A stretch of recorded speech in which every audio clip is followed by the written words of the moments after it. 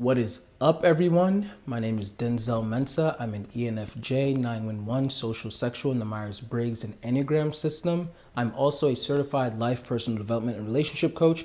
And today I'm going to be bringing an old video up, but a segment of an old video where I was actually interviewing Heidi Priebe, who is a popular ENFP in the community of the Myers-Briggs.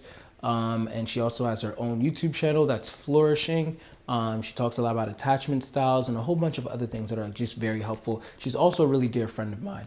And in this video that I did with her a few years ago that I wanted to just bring back up with a different title and everything, Heidi and I were talking about ENFP misconceptions. And this was a video that we did on my channel after we did a video on her channel that you can also check out on ENFJ versus ENFP. And you can also look at that video to determine INFJ versus INFP, or even just FI versus FE. I think that video was really helpful. But in this video, we talked about ENFP misconceptions. And one of the biggest, I don't even want to call it a misconception, but kind of one of the things that Heidi has brought a lot of light to was why NFPs in general, so ENFPs and INFPs, sometimes even ISFPs and ESFPs, like perceivers sometimes in general, FPs sometimes in general, why they tend to come off as flighty, especially to NFJ types. And this is something that, as I talked to a lot of NFJs, even recently, I had shared this clip with two INFJ friends of mine, because they brought up to me like, oh, like have you noticed this pattern with NFPs and this and that? I'm like, yo, actually I have. And there's a great video that I did that maybe most people have not seen because it's a longer format video. So this part, I just wanted to clip it and repost it, different title, so it just gets straight to the point. It's still a little bit lengthy because I think that it's still a lot, but cutting out 40 minutes out of like a almost 2.5 hour interview, I think it probably will help a lot. But anyway, yeah, in this video, Heidi details why NFPs can come off flighty and how NFJs or any type might be able to work with NFPs on this thing. And I found that to be so helpful. It's stuff that's helped me even to this day. And so I'm providing this not in a way to insult NFPs, because they can't help that they are the way that they are, just like NFJs and other types can't help the way that they are. But all I want to do is just continue to build bridges and help us to better understand each other so that we can still be ourselves while also meeting each other in the middle and compromise if we really want certain things to work out. So without further ado, I'm going to have us get right into this video. I hope that y'all enjoy it.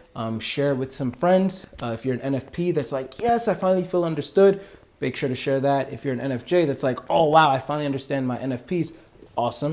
And yeah, be sure to leave comments, questions, concerns in the comment section. And again, lastly, if you want to check out the full video, I'll put that in the description below, as well as the ENFJ versus ENFP video that we did on Heidi's channel. And do not forget to subscribe to Heidi's channel.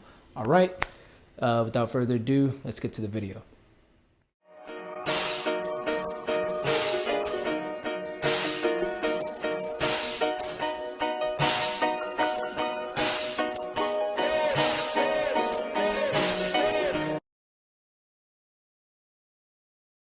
I don't know if it's a misconception that that's what you're saying, but a big thing they're seen as is being flighty, and just oh, I'll be your best friend, one moment, and then all of a sudden I bounce.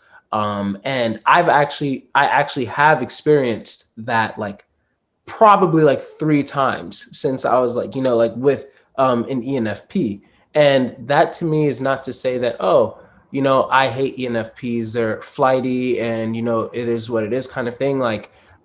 It's something that's oh, I've seen this pattern, but it's not something that I would ascribe to every ENFP. And potentially that was even when I just started getting into type. And for 2 of them, actually, I didn't even know about type to begin with. And so it made me start thinking there has to be reason behind it. And I feel that's probably what you're going to address now. So that flightiness and that flakiness, yeah. Yeah, that's actually an awesome thing to address, because I think that is a stereotype. To an extent, there's some truth behind it. Like, I can definitely think of times in my life where I've been very flighty, where I have formed a really deep relationship really quickly of whatever nature and then just failed. And I think that this is a learning process, not only for ENFPs, but for the people who know them as well, because I think that what happens with ENFPs, and this is something that I'm still in the process of learning and accepting, is there's this mold of like what a stereotypical either life or relationship or friendship looks like. And it's very linear and long term. Like the world that we were, especially the world that I was raised in, I think it's changing a lot for younger generations, but it's like, okay, you pick your track and you stay in that track forever, whether that's like with your relationships or with your work or whatever. And NFPs just can't do that. We can, but we'll burn out and hate it. So it's like we need a lot of exposure to a lot of different experiences, a lot of different people. And it's of our nature to kind of get really obsessed with things really quickly and then get really obsessed with something else, kind of like move on from the last thing. And to the people that we were maybe really involved with for a while, that can feel horrible. Like, I could imagine how bad that would feel.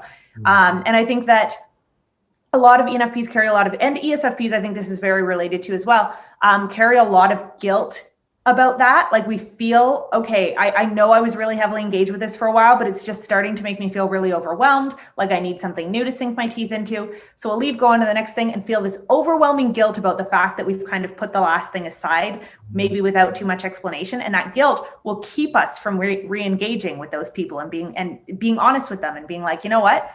I was feeling really drained in this environment. I loved the time we shared, like, you know, doing these things together or engaging in these conversations, but I'm going to be over here doing this thing for a while. Here's approximately how long I'll probably be over here engaged with this. And here's when we can check back in. And I think that when EFPs develop the mindfulness to do that, because I think it can feel very much like, oh, when we're in this new thing, we feel like it's going to be forever. And then we realize 6 months later, oh, this wasn't forever. It was for 6 months. And it's like the more we can start to trace those patterns through our lives and realize like, oh, I get really obsessed with things for like 6 months to 2 years at a time and then move on and have this constant turnover process, the more we can be critical about, okay, which relationships did I form in those times that really, really matter to me? And which ones do I really want to stay engaged with? And what's my conscious check-in point? So I have this, I feel like, a lot with like anytime I meet an INTJ, which is rare. But when I do, I feel like, oh, I have this instant brain connection with this person. But INTJs, because of that NI, are very, very consistent, I find, in their friendships. So it's like, oh, they have regular check-in points and stuff to a point. So I have to be very conscious about when I make a new INTJ friend, just telling them, literally just briefing them on myself and be like, I'm going to disappear for a while. I'll check in with you about, at least like twice a year. And I would love for us to catch up then and continue this friendship. And I really want it to grow and I want us to be a part of each other's lives. But I'm not always going to be as focused and engaged as I am right now. And I find that if you can explain that to people, it goes over a lot better. But it's also the first step of doing that is accepting that you are that way, because a lot of us think it's wrong to be that way. Like, the only way to be is linear the whole way through for your entire life.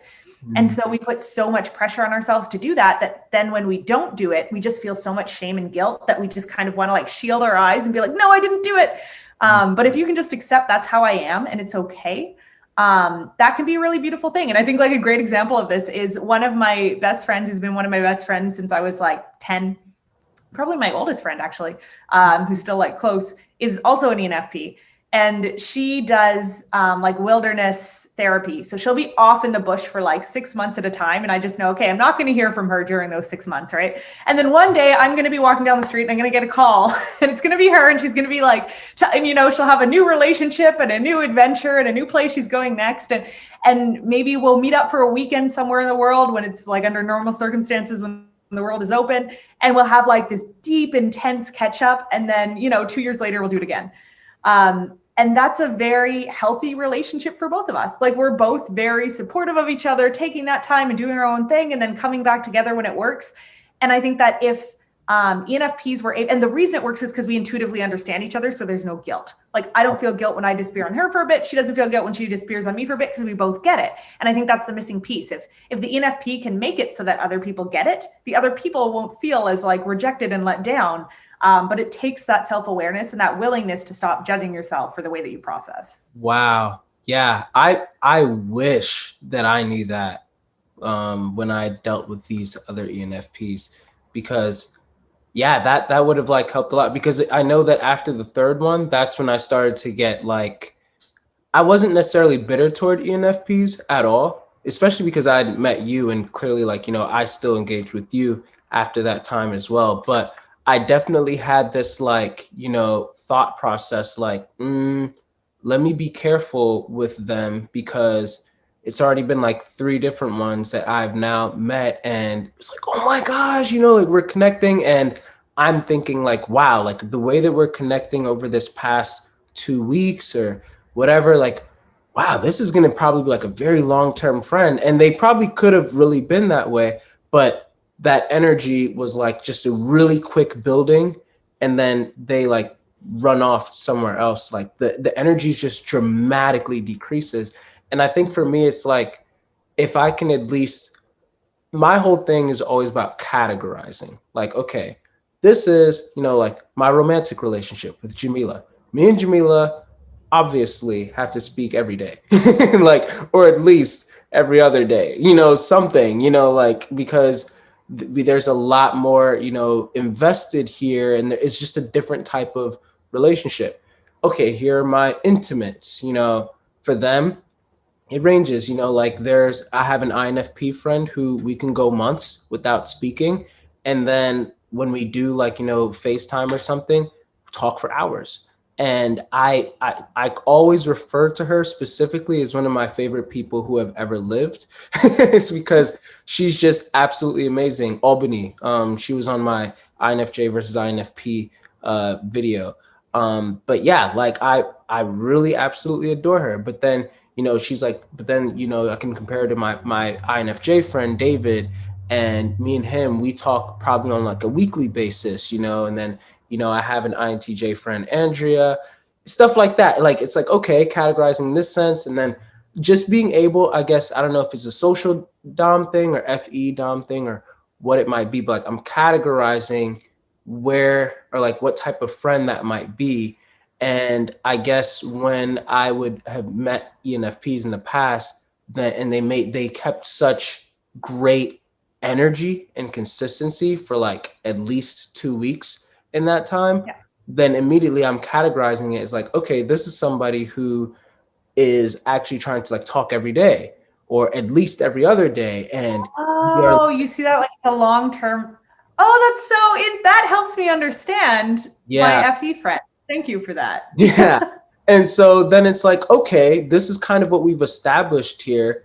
And so now, even if it starts to like decline a little bit, to me, that's natural. It's like, okay, well, it's kind of, we're getting busy or whatever. But when it seems like ghosted for like just however long, and then they reappear randomly, or, sometimes like it just seems like they didn't reappear, like I'm reaching out, they're not responding. And it's just like, did I do something? Like, did you hear something? Or like, am I boring? Did I bore you? But it seemed like we were so fine literally yesterday, literally 2 days ago. Like, how did it go from literally like 100% to 40, 30%, 0%? Like, I don't know, that dramatic decline makes me then feel like, okay, what's going on? And then I can see, like, from those relationships, it's like, oh, there wasn't any bitter energy.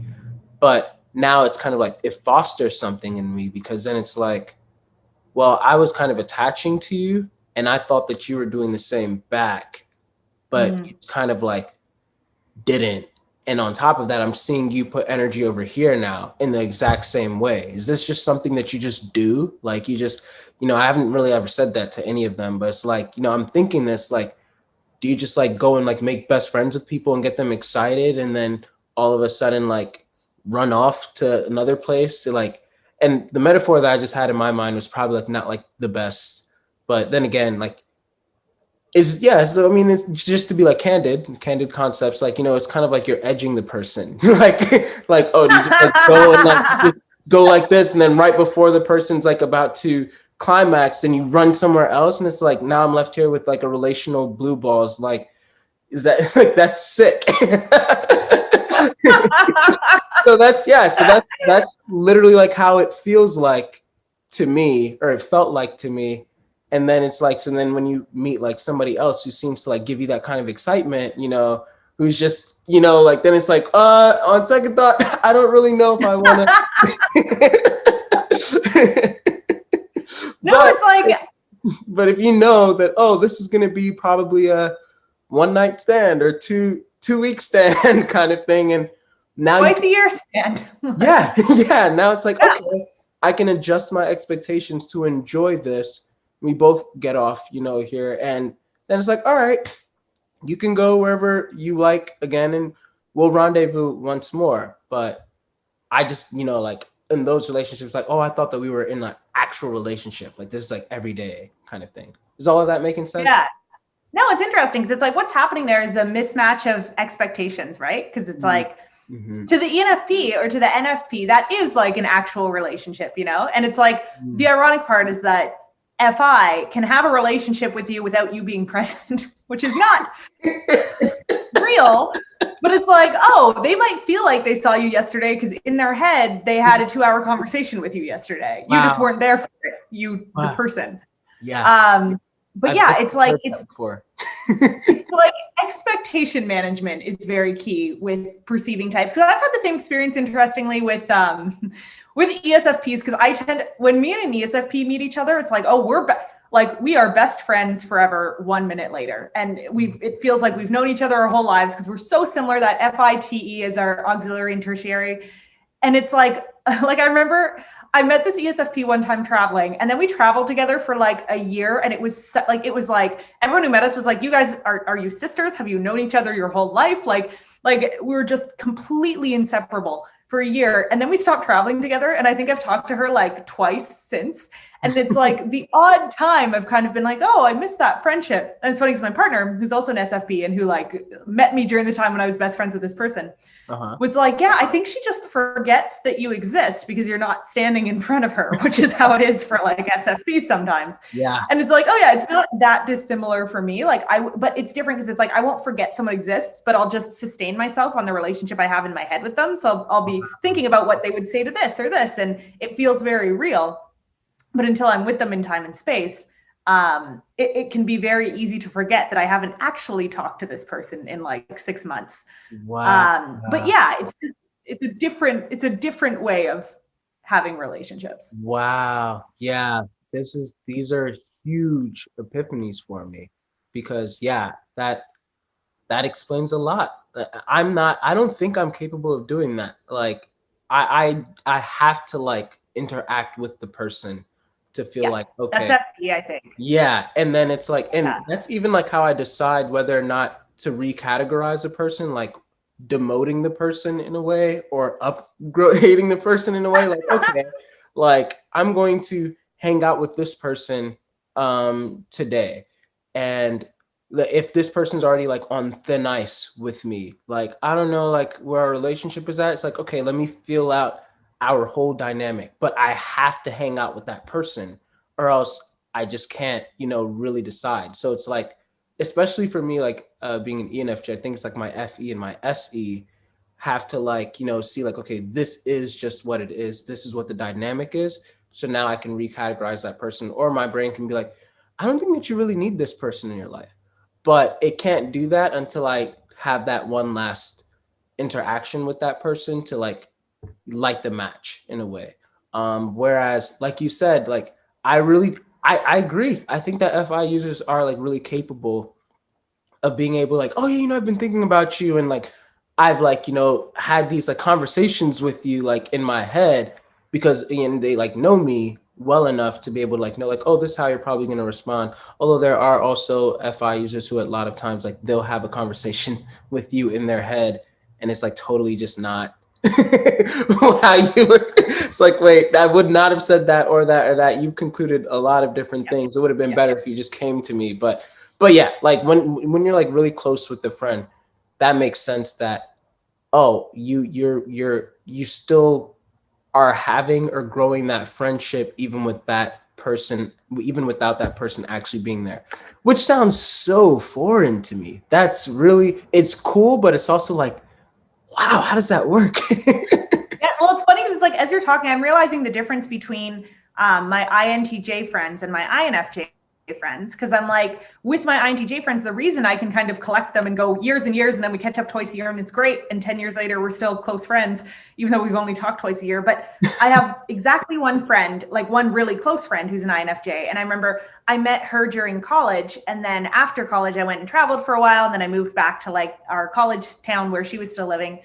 And I remember like starting to hang out with her again. And I felt like, oh, she's being kind of cold towards me. So I asked her about it, and I was like, oh, is everything okay? Like, are we weird? And she was like, no, everything's fine. I'm just trying to remember you. I was like, that is such funny. It's like for her, her FE needed a lot of real-time interaction with me to kind of remember what it felt like to be around me. Yes. But to me, that's wild, because it's like FI always remembers people. Like, it's like, I remember everything about what it feels like to talk to this person and be around them, because especially with SI, it's like I engage with them in my head. So it's like, oh, I remember what it feels like to talk to you, but you don't remember what it feels like to talk to me.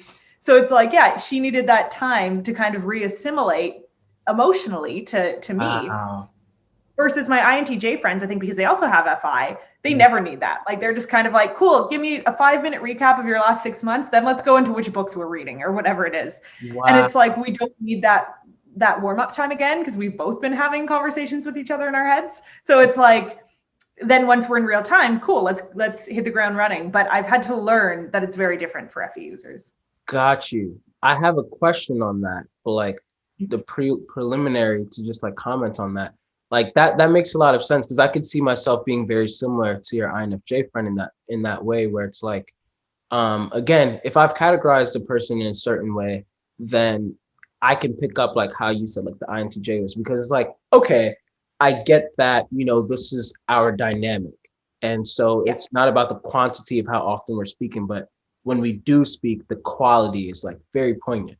But when, again, like if that expectation is not there already set, then it's just like, well, now I'm just kind of like running on fumes and everything. And I think that big thing for me is that I pay so much attention to dynamics. So it's like, of course, I'm valuing the person as an individual and everything, but it's almost like I'm paying more attention to not just you as an individual, but like how are we interacting? So if so if we like created this metaphorical child and we called the child relationship, then it's like, well, you have not been here feeding this child, and you can't just say like, oh, I can feed it in my head. Like you just like ghosted somewhere, and it's like, okay, but let's have an agreement that, okay, I'm going to be taking care of the child. And Denzel wants alimony on his friendships that have gone wrong. Exactly. Like that's how it's making sense to me. In my head, it's like, wait, like we created this, so I'm almost like paying more attention to the child that we created and us co-parenting that dynamic, that even more than the person itself. I think.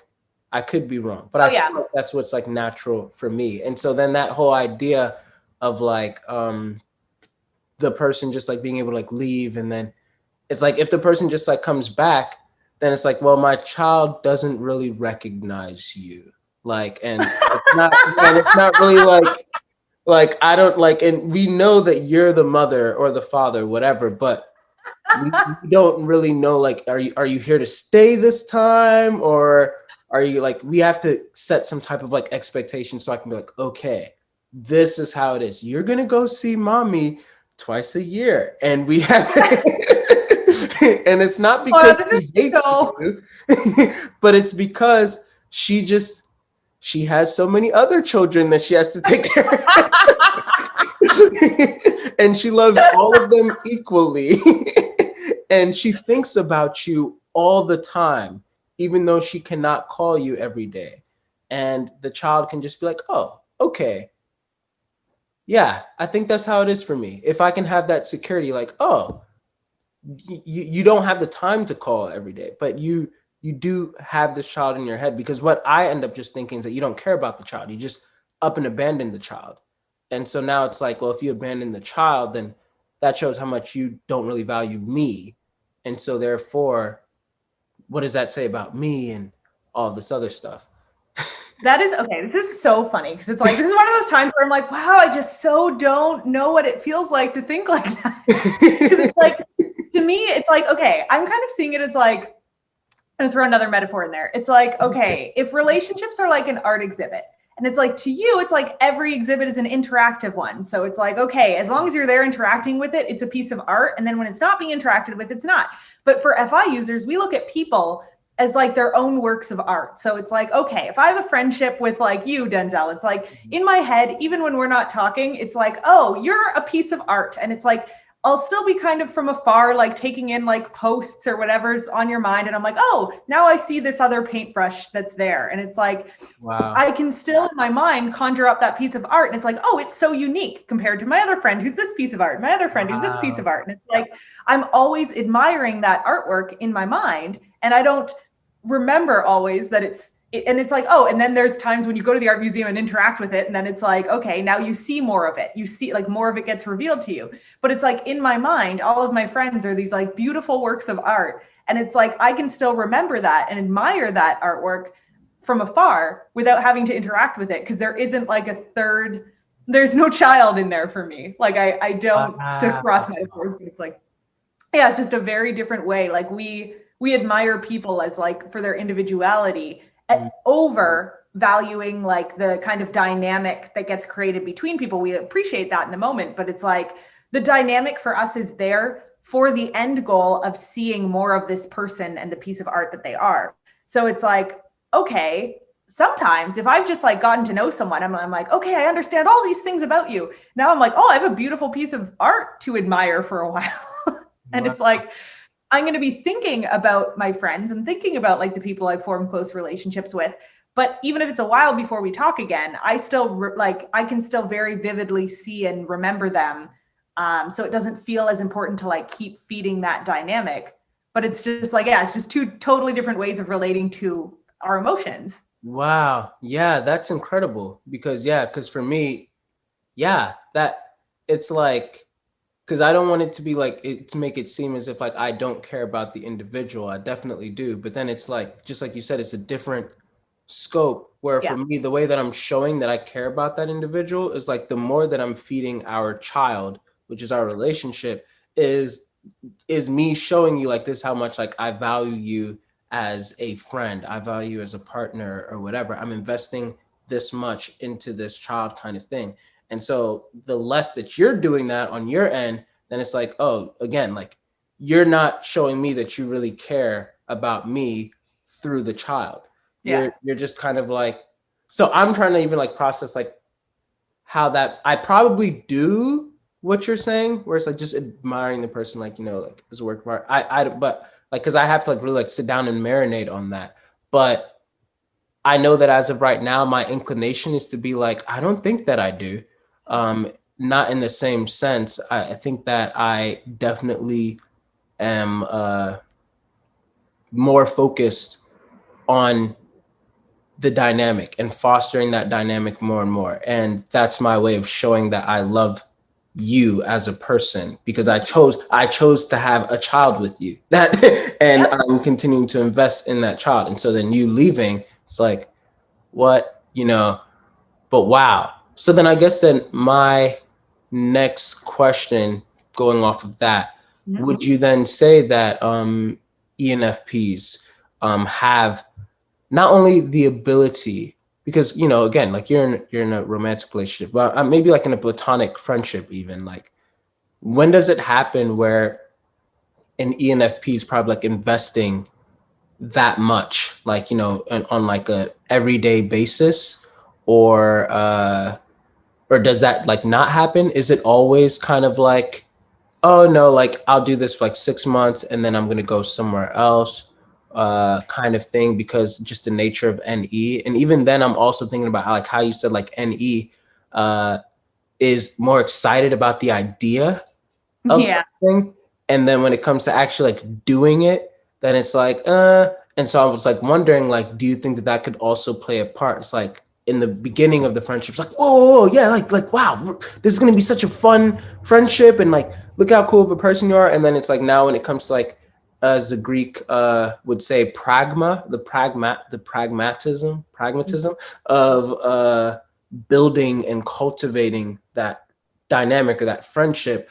That's where the ENFP is probably like, I don't know, like that just seems like, yeah. I think, yeah, the easy answer to that is that if you want to maintain friendships long term as an ENFP, you have to make sure that the circumstances allow for that. So I'll give an example in a minute, but it's like when you said like friendships where you talk every day. I don't think I have any friendships where I talk every day to the person, but I do have my best friend is an INFP, and I talk the most to her, like the most consistently. And we've known each other for, I think, about 15 years, something like that, somewhere in there, 10 to 15 years. And she's the person I've kept the most in touch with in my life. And it's because we have extremely similar processing styles. So it's like both of us don't at all get offended if like she'll leave me 15 voice notes sometimes and I'll listen to them and then not respond, and vice versa. So it's like we both don't get offended at all by the other person, either like being flaky for a bit or like doing their own thing. And then when we get together and talk, it's like so good. So I feel like I've kept the most consistently in touch with her because I never feel this sense of like, oh, I didn't respond to them. Oh no, they're going to like be upset with me, which I feel with a lot of my other friends. So it's like, it can be this very, and it's not healthy, but it's like this thing that a lot of FPs do when it's like, oh, they don't respond to someone because they're feeling a certain way and they need alone time or whatever, but they don't communicate that. And then it's like, oh, they get so like, oh no, I didn't answer them. And so then it perpetuates itself. But yeah, with my INFP best friend, and then I have another close INTP friend who's like very similar. It's like, the ease of communication is very, very clear because like neither of us are annoyed with the other if we need space for a bit. So ironically, those end up being the relationships that I'm the most communicative in because I'm not constantly like judging myself about how I'm communicating. But I had another point here. Oh yeah. So it's like the way to keep up relationships of any form long-term, I think as an ENFP or as an FP, is just to make sure that like you're kind of in an interconnected network with that person. I think that's the reality of it. Cause I'm like, when I think about the relationships I've invested in the most consistently, it's always been when the circumstances were that we saw each other a lot, whether or not we planned to. So like college, for 5 years, I spent all of this time around this certain group of people. And like, it was very easy because they all either lived down the street from me or were in my classes or whatever. And that was a very, very simple thing to do. And then post-college and pre-COVID, I was part of this nomadic community, like this network of people who would decide when to travel together and like where to go. And it was my absolute dream because it was basically like you would live with people for a month. And then you would all go your separate ways. Like, oh, I'll be in Peru next month. I'll be in South Africa. And then this is a very like, my job allowed me to do that, which is great. Not everyone can be a part of something like this, but it's like, then we'd be like, okay, in 3 months, we're going to meet up in, Paraguay or whatever. And it's like, you would have these very intense friendships for like a month where you're doing everything together. And I should also note that my love language is quality time. So like that really plays into all of this for me. But then it's like, okay, we'll go off to our separate things. And then we know we'll meet back up again in like 2 months and have that kind of intense, full-on friendship again. So we don't have to worry so much in the meantime. Like maybe we'll send each other some voice notes, keep each other updated. But at the end of the day, it's like, oh, we know when we'll see each other next. And if we don't, we know it'll be within like a year or two. And just the other day, so the guy who like founded this group of people is an ESFP. And we were all on a group call the other day, and he was saying like, oh, I hope this community lasts for our entire lives. And like, we all like have kids and raise them together and like, and end up like our kids continue on the community. And I like just like cried after that call. Cause I was like, that is so beautiful because for ENFPs in particular, and I think FPs as a general whole, we really want those long lasting relationships. Like I want to look at those people and know like when I'm 70 years old, I'm still going to know all of you because I love them so much. But I also know that I get very bogged down by serious relational commitments. So it's like, I get really stressed if I feel like, okay, I have to be in this particular place to stay close to this person. But if I know, like I have a network of people and it literally is a network where it's like, even if we're living in different places, we're going to stay connected because we are part of this group of people who knows each other and shares in each other's lives. That's like the beautiful best of both worlds, where it's like you can both be absent and present at the same time and like form those long-term relationships while doing what you do best, which is engaging very fully with what's in front of you and like what's happening in real time. So I think that if you can find your way into any sort of network, for some people, like for me, it's digital nomadism, but for other people, it's school. For other people, it's church. For other people, it's like any sort of common interest or theme that connects people. I think that's the best case scenario, because it's like, if you know you're going to see people by accident, it's like, I have a joke, like one of my cousins who's an ESFP, I've been really, really close to my entire life. She's like a sister to me. I'm closer to her than anyone else in my family. And we both go through periods where we don't talk very much. And sometimes like one of my friends will ask about that, like, oh, what's going on with Laura? And I'm like, well, it doesn't matter if we don't talk for like a year, because she's my family. Like, I'm always going to know her. There's never going to be a time where I lose touch with her. Like, someone will get married, I'll see her next year and we'll be best friends again for 3 days. And it's kind of like that when you have a social network. Like, it's like, as long as you know that there will be a point in the future where you'll see them, there's a strong motivation to keep that relationship alive, because it feels more like a living, breathing thing. Literally, like you were saying, like a child, if you know that in the future, there's going to be these set points where you engage. So I think that's like best case scenario for any of the FPs. Thank you for explaining that, for really breaking that down, because this whole video, this whole like conversation has just been having so many light bulbs for me that I don't even know how to really formulate, because I just have to like go back and allow my NI to process it and then reevaluate all of these different like dynamics. And once again that I had, I was like, wow, did I misinterpret that? Or like, I wonder what would have been differently if I'd like knew this over here, and like, how can I then know this for the future? And then, and like just so many things. I know, like, because it's helping me in this sense, I am positive that it's going to be helping other people as well with their relationships with NFPs, and also to help NFPs who may have that kind of like guilt. Because like I said, like Albany, my INFP friend, who we don't really like talk like everyday kind of thing. And also, yeah, it's not that, again, categories. So it's like, I don't expect to talk to anyone like quote unquote like every day. But if that's like established in the beginning, like, oh, that's kind of like how it is, then I just kind of like, maybe that's the judger in me. It's like, okay, I guess this is the nature of that dynamic, at least for right now. And then if we start like, spacing that out to like every week or, every 2 weeks or whatever, then it's like, all right, cool, like, but it's like a progressive kind of thing. Whereas like I said, like the NFPs that I had known, it just seemed like so dramatically high, like hot and then super cold. And it's just like, how did that happen? But everything what you're saying, like, just makes sense. And I think now it's like, okay, in that sense, is it good to then just like tell the ENFP, like while they may have like ghosted or whatever, like kind of like give them like assurance, like, hey, just so you know, like, I don't know, like, because even then that kind of like feels like weird, like, oh, there's like no pressure to respond more quickly, or like, I'm not upset, I know that we haven't talked in a long time, but just thinking of you, missed you, boom, boom, boom. Hopefully, like just giving them some type of assurance to like let them know that there's no bad feelings, or would sending another message overwhelm them, or what? No, it's all good. It's like, it's funny because I feel like I don't know exactly what the right answer is, because I feel like having FE, there is a need for you to like communicate your feelings about whatever the dynamic is. But ironically, I feel like for like what makes me feel very comfortable always re-engaging with my other NP friends after it's been a while is that like no one will even address the dynamic. Like, it's like, oh, like my INFP friend will send me 15 voice notes. Let's say I listen to them, I don't respond. And then the next day she just links me an article and it's like, what do you think about this? And then it's like, we both know, like, we'll get on a Skype call. We'll talk about the thing that she had talked about and like all have thought about it, whatever, and vice versa. It 100% happens in the opposite direction. But it's like, I actually think that the best way to re-engage with like an NFP or any NP, if it's been a little while and it's feeling weird, is literally just like send them like, oh, I was thinking about, send them thoughts, and their NE will compulsively respond. Like if someone sends me emotional things, like when my INFP friend sends me like a whole bunch of like her feelings, I think a lot about it, but my FI needs a lot of time to assimilate, think about it, be like, oh, what's she probably thinking in like a very big way, like in conjunction to all the other things I know about her. And then a week later, I'll be able to give her like my thoughts on what she said.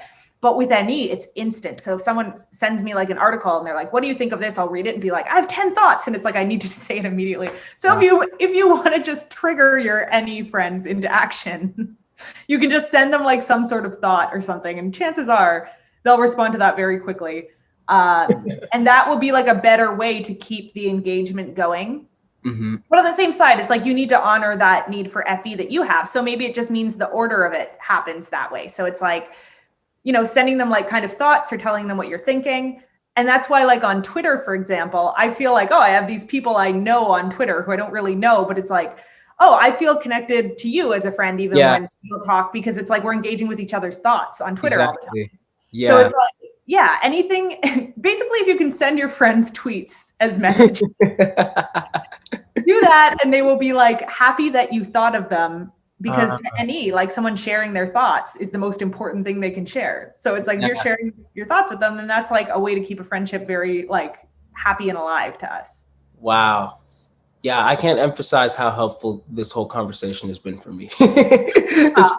Someone like I don't share any of these functions, and so and I think about relationships almost totally differently.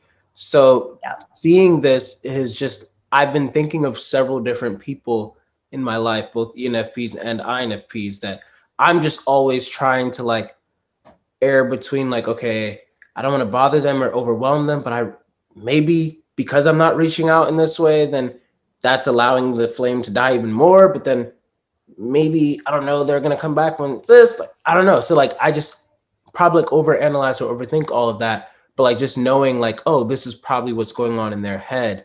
And this is how they're viewing it.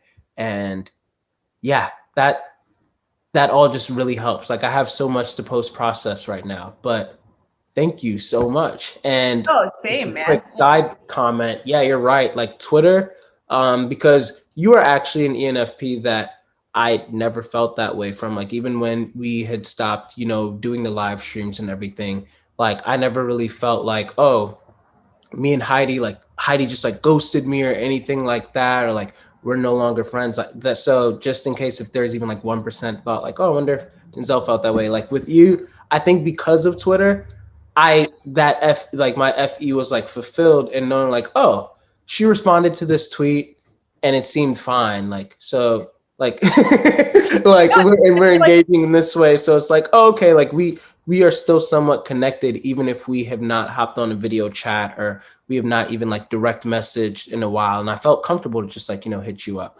Whereas like with certain friends, it's like, I haven't received a text message or a call. I haven't seen you in person or anything. And so then it's just kind of like, it leaves more room to like fill in that gap with like assumptions. Like, are we cool even? Like, did they forget about me or did they not forget about me, but they're avoiding me? And then if I ask them if they're avoiding me, that can make things awkward. But then did they hear something about? So you just start overthinking like all this stuff when really they've been having conversations with you the whole time.